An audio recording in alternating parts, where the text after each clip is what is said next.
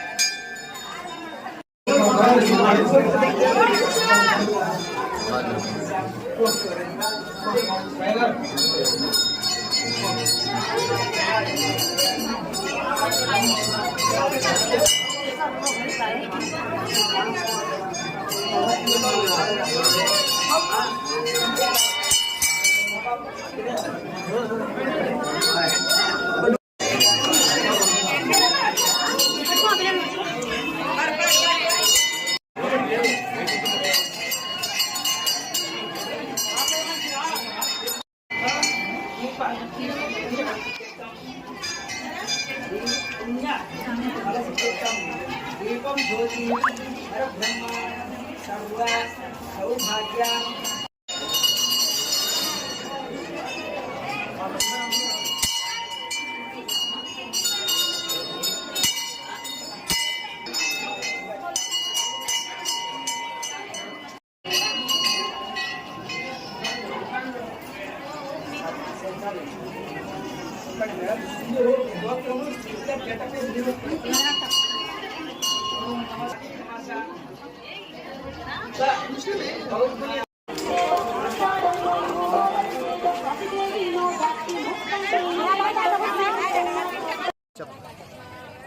నా పేరు కేతూరి నారాయణ, సోమశిల గ్రామ మాజీ ఉప సర్పంచ్.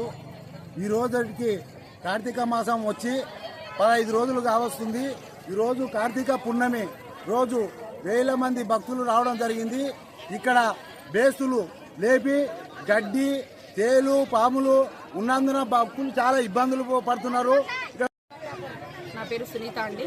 నేను దిల్సుఖ్నగర్ ముస్తాబాద్ నుండి కార్తీక మాసము అని పుణ్యస్నానాలు చేయడానికి ఫస్ట్ టైం నేను రావడం సోమశిల.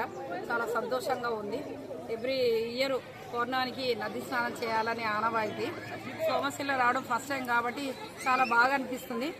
కాకపోతే కొంచెము మెయింటెనెన్స్ విషయంలో ప్రజలు కూడా ఇదే అవుతున్నారు. నేను కూడా government employee, home department secretary. ఇంకొంచెం ఇది కావాలని మా సార్ వాళ్ళకు చెప్పి ఈ డెవలపింగ్ చేయిస్తానని